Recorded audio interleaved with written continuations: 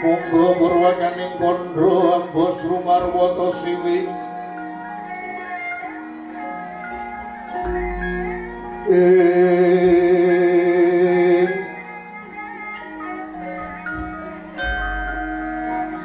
Pring sangyaning para nubriksa ngaturken jaman purwa puniki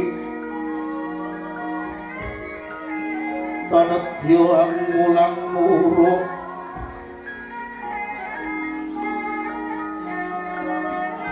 mung sumangga dinya medhik palupe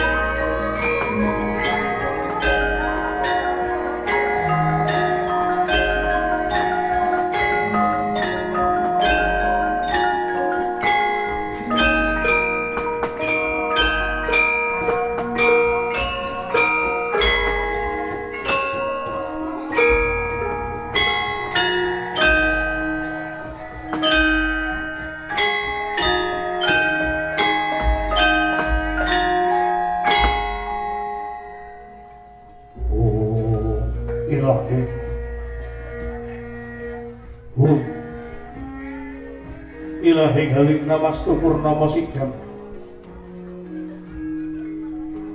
haling namastu surat muring hiwang jagat karono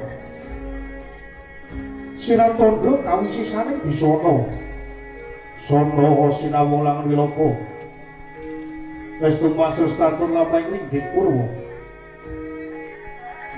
kang jinantur tutur katulo tetelo tulat murlat ing paradya winursita umpama pramenispara kamodya tumiyang jaman purwa winusudha traingkang dinama dama pinardita ping lalata wangya tekep wasanen gubita marma panggung panggeng panggungging sang Murwengkata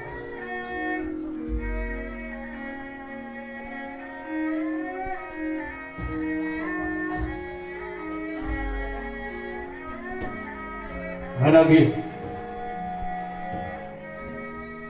nagari pundi ingkang kaenggo Hadidasa Purwa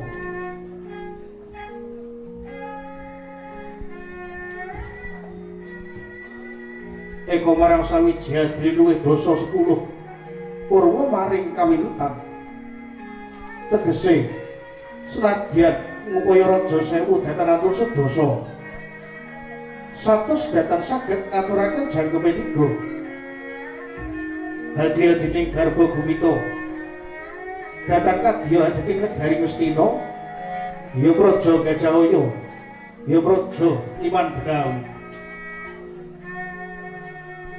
negari Ngastina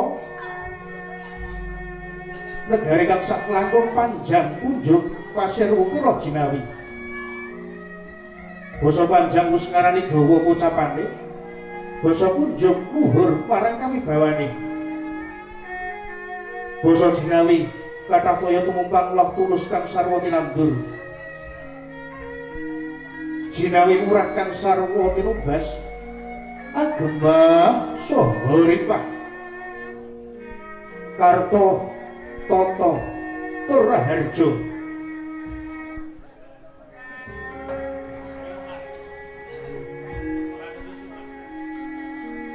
Basa Gemah kathah para saudagar layar nakoda sak panunggalanira tansah lumintir datanana kendhati. Kalamun Cinandra Yayah Sela Blakidi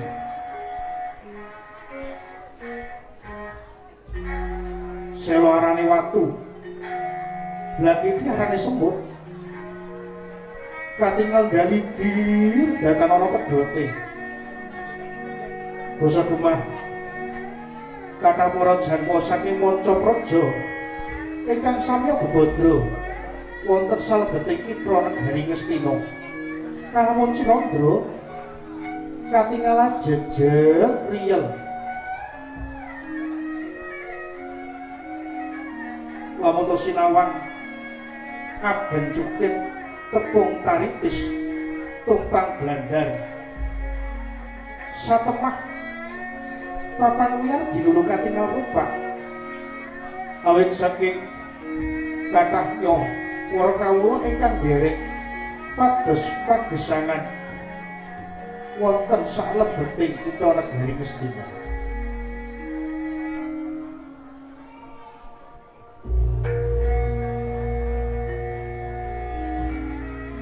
Para dene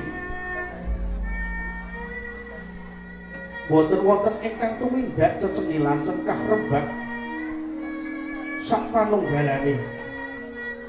Sedaya kawula tansah sumuyut sumungkem hamastuti hangguru Gusti marang Dawe Narendra.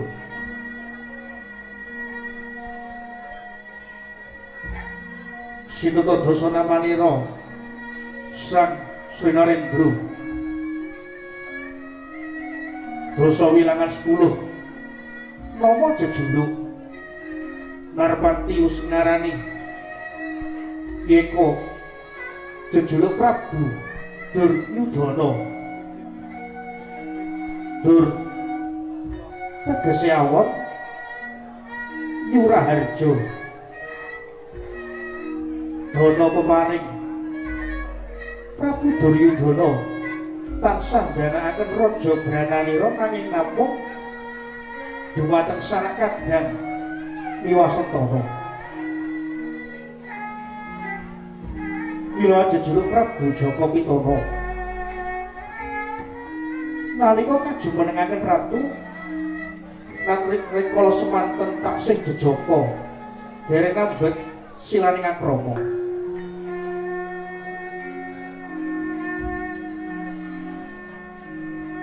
Yeka jejuluk Prabu Kurupati yekti Saknata Hangratoni Daraiku ora wokal binjang tumapaking perang ageng Baratayuda Jaya binangun seda wonten ing Tegal Kurusetra.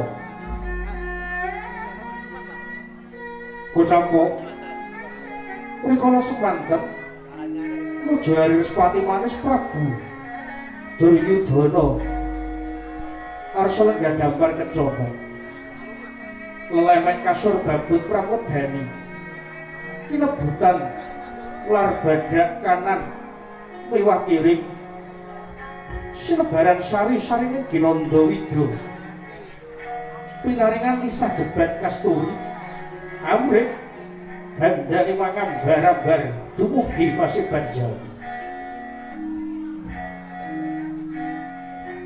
Rikala semanten Sang Narendra napi rawuhing ingkang Lata Mandura Prabu Baladewa ya Prabu Balarama ya Begawan Waning Pinta ya Wasi Jaladara. Prabu Baladewa mengkeraken Sang Nendya Mantrimuka pangarsa Sang Rekyalapati Harya Sengkuni ya Raden Trigantalpati. Pati Sengkuni mengkeraken Pandhita Durna. Pandhita Durna mengkeraken Raden Kartomarma.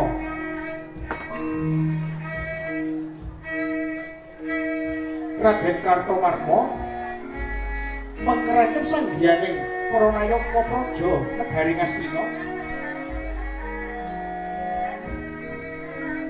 Pratikala semanten Prabu Duryudana langgih katakan Badra Hirawana. Badra tegese rembulan, Hirawana kan glung. Pirsa Hyang Candra langgih katawengan dinawuring Sang Hyang Wisesa kawekas. Kacarita Narendra ngadampar kencana kepareng ngagem busana nira. Ing para kawula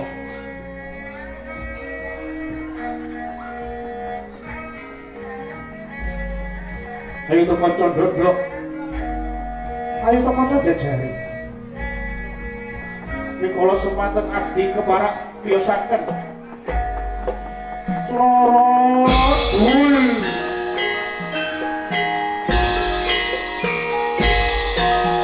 Dodok jejari kocok sekocok jejari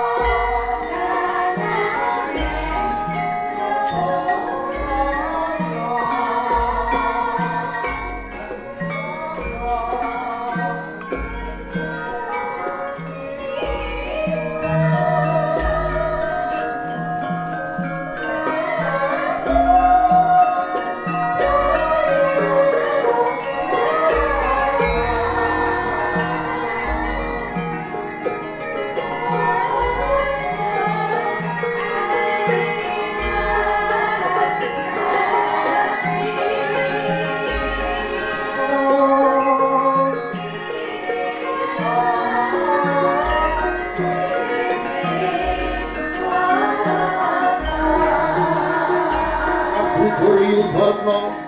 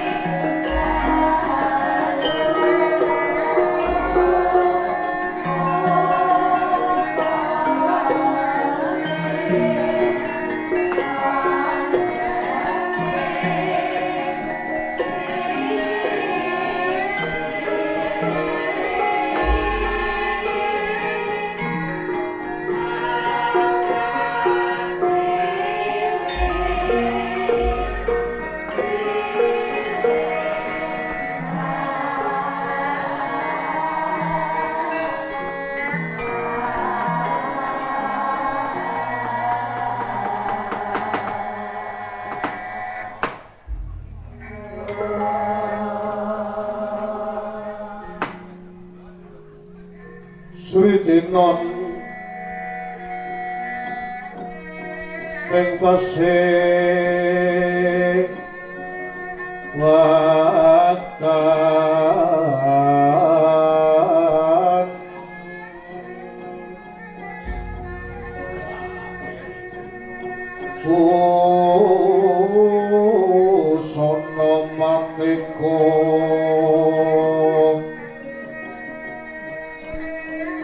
warna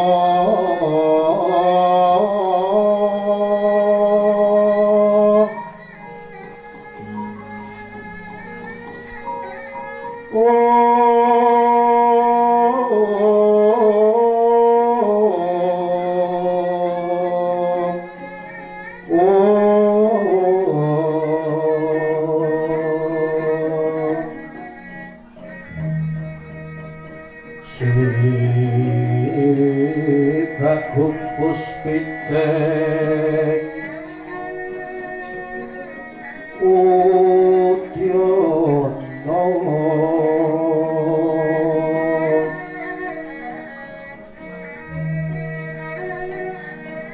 Nyang panjrakan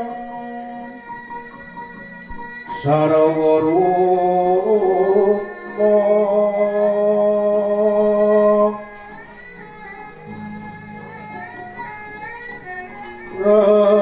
Renggeng manik mara narata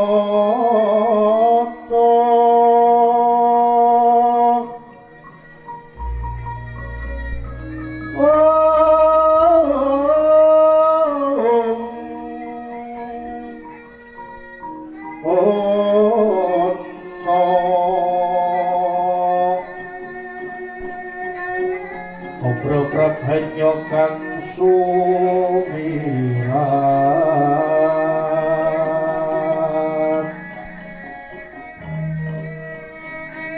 kenyaring tejo lelit waran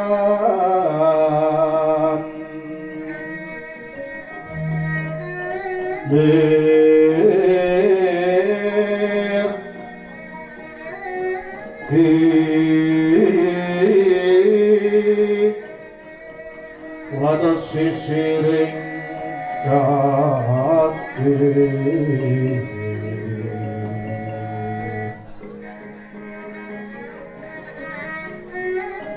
Wimbo kekondong mrek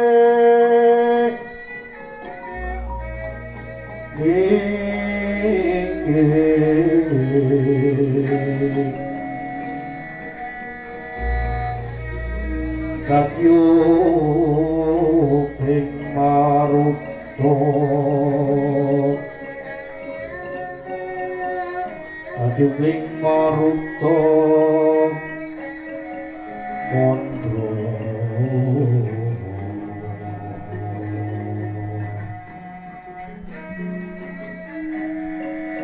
Separan Pangembar Ungas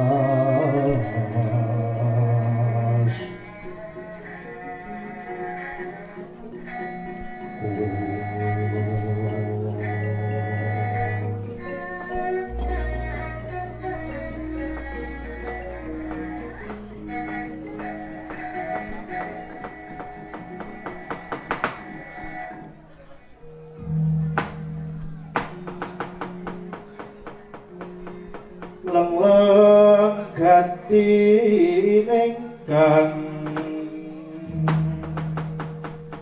awan sapa-sapa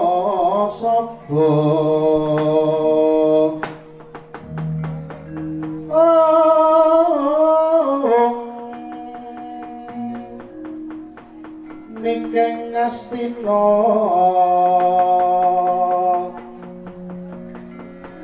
Saman Toro Tegal Uru Naryo Ya Kresna laku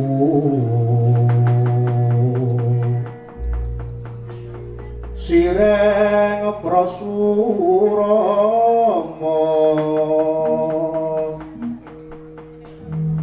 Biangkan Wajanaka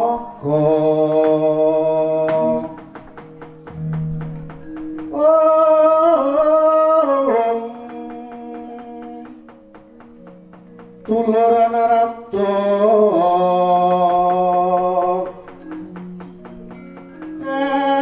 Kapangyo Tegal Wik Lore Milu Karya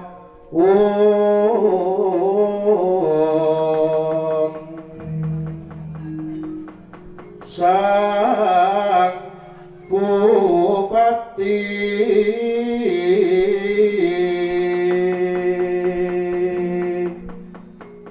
Sang Bupati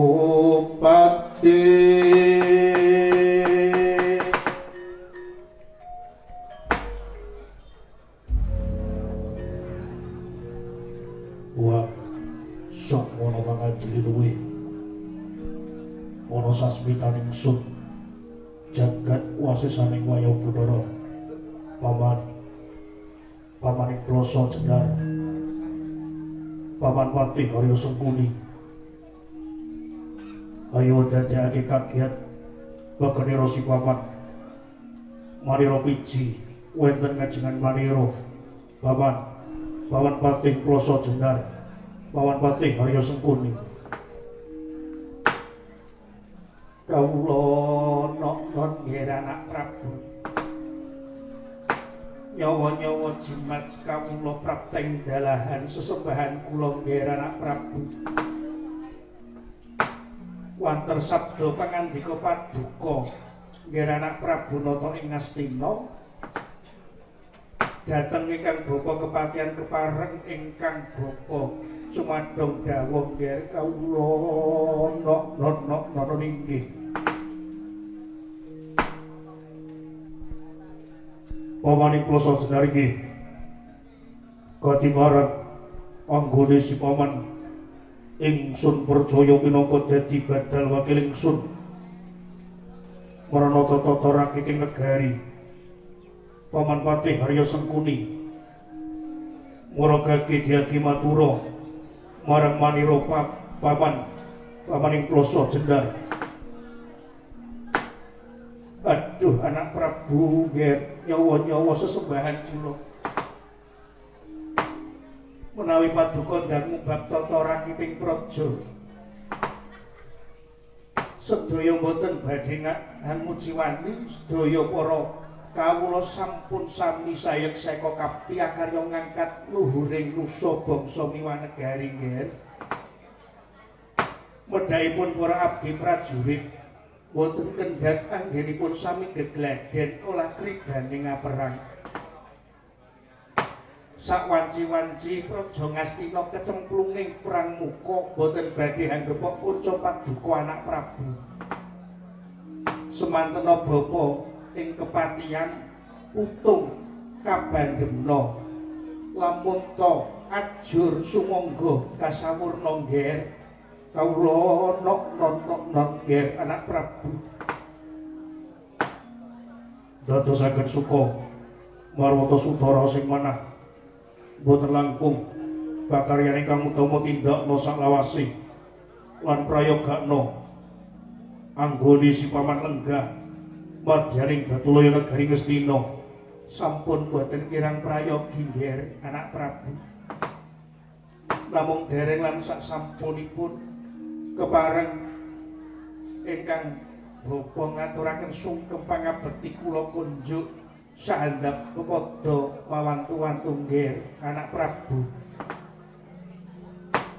Paman ploso Jendar kula tampi jawah sami-sami Paman Harya Sengkuni mugi kasekecak manggen jenengan tika lenggah kawula nok inggih nggih anak Prabu estu padha dawuh paduka nggih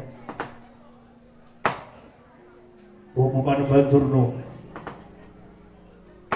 sarawuh paduka Bapak ing Sukalima kula ngaturaken karaharjan rawuh jengandika Bapak Begawan Durna ing Datulaya Praja Ngastina Bapak Panembaturna asta kuswala sela berdapa oleh berguduk manyar-manyar Sumarate hawala Pregantil buntute iso. Ikete wiyaga sapa sing gawe?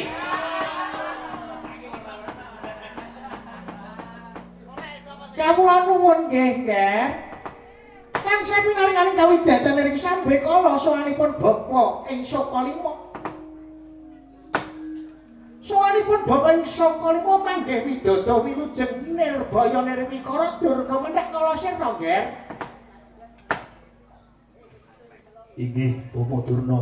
Namung saderengipun, Nger, nyuwun pangapunten kawula ngaturaken puja pangastawa pun bapa ing Sokalima kunjuk Nger anak Prabu. Sampun kawula tampi karya bombong raos ing manah.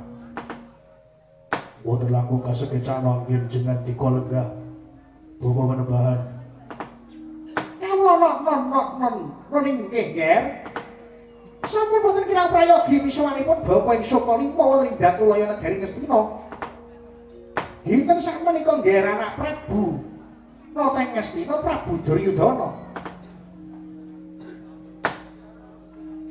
Dimas Kartomarma. Kadangipun Kakang Prayogana anggone siadi ngadhep ngersanipun Kakang. Nom ninggih Dewaji. Sampun boten kirang prayogi sowanipun ingkang abdi nenggih Kartomarma. Namung saderengipun kawula ngaturaken sungkem pangabekti kula kunjuk saandhaping pepadha mawantu-wantu Koko Prabu Kanjeng Dewaji sesembahan kula nata ing Ngastina Koko Prabu Duryudana. Yo tatompo ora liwat pangestuku tanpa ana prayogana anggon mulungguh. Sampun boten kirang prayogi Koko Prabu. Koko Prabu sesembahan kula. Koko Prabu pengayoman kula ing Mandura. Sarana paduka Kanjeng Koko Prabu. Kula ngaturaken pasegahan palakrami kunjuk sandhap pepadha paduka Kanjeng Koko Prabu ing Mandura. Koko Prabu Baladewa kaku Prabu sesembahan kula. Jagat Dewa Bathara. Ya jagat wasesaning wayang Bathara. Patih Indra Jaladewaku. Inggih Nyai. Sang langkung bombong raos sing manipun Raka ing Mandura. Dupi kula tampi timbalanipun kadang kula Yai Prabu ing Ngastina. Sasampunipun Yai Prabu asung pambagya dhateng pun Raka. Akarya bombong raosipun Raka ing Mandura. Namung keparenga ingkang Raka ngaturaken salam taklim kunjuk ngarsa paduka Yai Prabu Duryudana. Yai Prabu nata ing Ngastina. Koko Prabu kula tampi amawahana ing kasantosan lahir batos kula boten langkung kasekecana anggen jenengan dika lenggah. Koko Prabu Baladewa. Inggih Yai. Sampun boten kirang prayogi pisuwanipun ingkang Raka ing Mandura. Samangke menika Yai Prabu Duryudana. Koko Prabu sasampunipun lenggah ingkang langkung prayogi ingkang wigatos keparing Kang Yai Rayi ngaturaken sepinten agengipun kalepatan kula. Dene kula watona boyongi dhateng rawuhipun Koko Prabu wonten negari Ngastina. Sinten sakmangke menika nyatanipun kula menika tinemu taruna langkung sepuh paduka kepareng kula nyuwun agung samudra pangaksama tadah wadana Koko Prabu. Ewadene semanten paduka kepareng rawuh wonten negari Ngastina. Ingkang Rayi ngaturaken panuwun ingkang tanpa pepindhan Koko Prabu sesembahan kula Koko Prabu ing Mandura. Jagat Dewa Bathara Yai. Kadangipun Kakang Yai. Kula ing Ngastina sakmenika sampun dados pengayomanipun kadang-kadang kula Sata Kurawa. Mila sampun ngantos katimbalaning wanci dalu enjang siang napa dene sonten sak wanci-wanci wonten timbalan ingkang rakana teng Mandura gelang age sowan prapta wonten ing negari Ngastina Yai. Malah kaslak raos sing manahipun ingkang raka ing Mandura daya-daya kula prakteng datulahe Praja Ngastina. Pangajabing manah kula tan ana liya.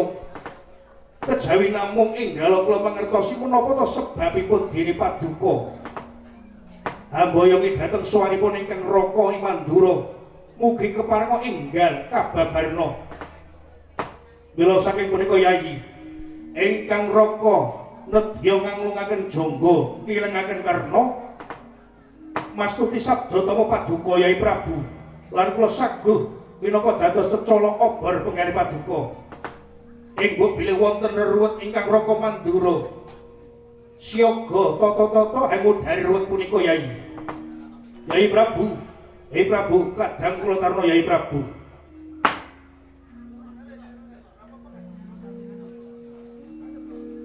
Long rakyat ingkang priya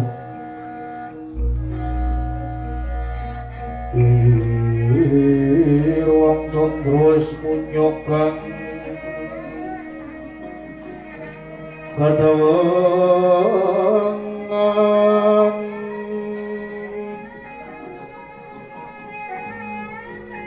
sumo ing jas kang kadung Ridan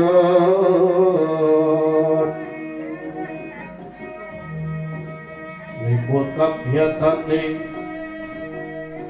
rinuji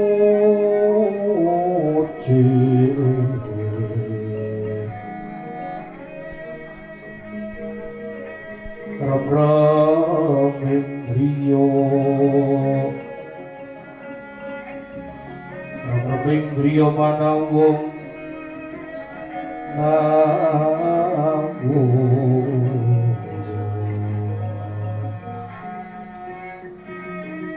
aku ngiwang wiseso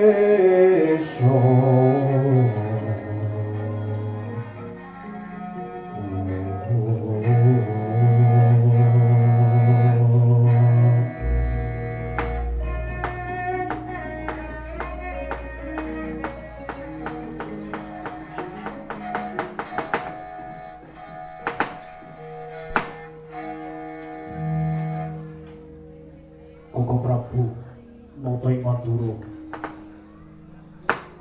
nyuwun agunging pangapunten sejatine wigati kula kumawantun boyongi Koko Prabu ing Mandura boten sanes wekdal kawuri kawula pikantuk wising Jawata jagat Dewabandara Yai. Yai Prabu Duryudana pikantuk wisik Jawata. Menawi kepareng wisik punika kados pundi Yai? Kawula supados ngupati wonten pundi cumandhaipun wahyu kamulyan sejati. Wonten ing wekdal kepengker malem anggara kasih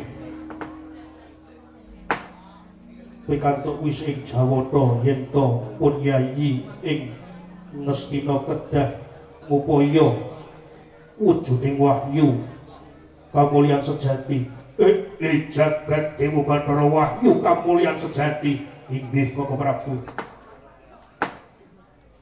Pramila kanthi punika anut pamanggihipun Koko Prabu nata ing Mandura kados pundi? Jagat Dewabandara Yai ingkang sesebatan wahyu kamulyan sejati punika wah sanget-sanget punika jalma pilihan Yai. Boten sedaya titah sawantah jagat Pramudita punika nyang pikantuk wujuding wahyu. Napa malih wahyu punika wau sebutan wahyu kamulyan sejati. Anut pamanggihipun ingkang raka ing Mandura Yai. ingkang Yayi Nata ing Ngastina kedah ngupati ing pundi mawon prihatos ngetus jiwa raga kados punapa kemawon kedah dipun lampahi awit ingkang sinebatan kamulyan punika boten namung sugihing bondo ingkang jeneng sesebutan kamulyan menika boten namung dhuwure derajat lan pangkat inggih Kakang Prabu pramila kali punika Yayi monggo wahyu punika wau tesih wonten irah-irahan sejatining wahyu kamulyan niku awrat sanget Yayi nanging wedine pun Yayi Prabu Duryudana pikantuk wisri Jawata temtu kemawon Yayi Prabu bakal pikantuk wujuding wahyu punika wau inggih mila saking punika Yayi sumangga ingkang Yayi Nata ing Ngastina ngupadi manggirin Bapak Penemban Durna lole wonten timbalan dawuh nggih anak Prabu anu pamanggihipun Bapak Begawan Durna kados pundi kawula mengkiriyen nggih menawi kula pangkat pados wahyu menika ampun grusa-grusu wong dene wahyu niku nek digoleki ning kloso ki ana loro lan arep digoleki iki lek lunga ning ngendi nek sing diarani wahyu punika wau ngapunten lho nggih sepisan wong kedunungan wahyu menika wau nek wong-wongane kuwi wong keserakat wong kere wong ora duwe kuwi lagi golek wahyu kuwi ukur lah wong panjenengan menika syarat jagat pramudina to ora kami sosol meneh aku ki wis sama ngangel anggen ngapunten nggih karang nggih niki nek ajeng tobat ya tobat tenanan karang nggih nembe latihan lole ngapunten lho nggih menawi anu pemanggipun ingkang Bapa Saka Liwa menika wong ngupadi wahyu niku nek wong sing urung entuk keluhuran pangkat urung entuk kasinungan rejeki wong panjenengan menika ratu-ratuning ratu pun kirang napa cobi pun sugih blegedhu isih arep golek wahyu lah nek wong golek wahyu niku ya nek ngapunten ayo pun monggo duwe beda barang wis arep golek wahyu niku golek wahyu napa Paman Arya wonten dawuh nggih menawi Paman Arya sekuri kados pundi pamanggihipun nek kula ngrungojo kados dene ngendikanipun Wakne Gundel anut pamanggihipun paman panjenengan menika boten susah pados wahyu wong sing jenenge wahyu kamulyan sejati apa kamulyan buh wahyu apa niku boten sah diupadi jenengan niku sampun kagungan nggih panjenengan menika sampun sila tumpang kendangan dengkul mawon dipun lakoni jenengan pun diladosi kirang menapa cobi nah nek kula mboten sarepot-repot nggih mboten Pak niku nggih leres nek kula mboten sah nyuwun ngapunten Yai pancen leres jeneng wahyu punika kados dene ngendikanipun Bapak Durna napa dene Bapak Paman Sempuni nanging saking pamanggihipun Raka Mandura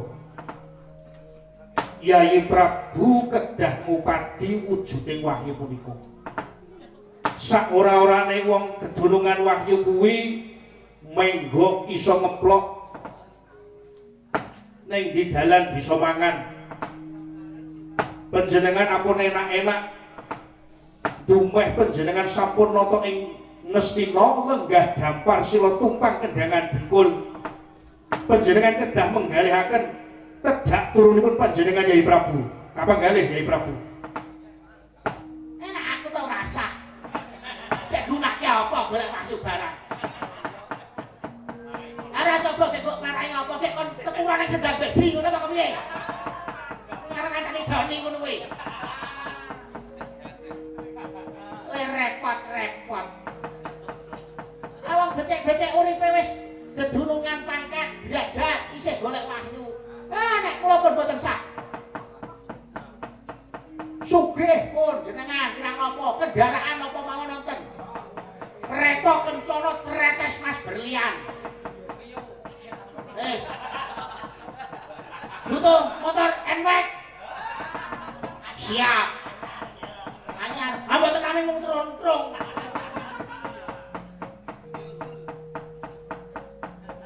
Nek kula leres Pak ning guntil kirang napa.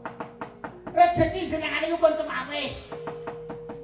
Sumandhang wonten Datu Layang Ngastina mawon pun wonten ingkang ngeteri bondo donya. Nyuwun ngapunten Yai. Anut pamanggipun ingkang Raka Mandura panjenengan tetep kedah upadi wujuding wahyu. Leres jenengan punika kagungan wujuding bondo donya maneka warna. Nanging eling Yai.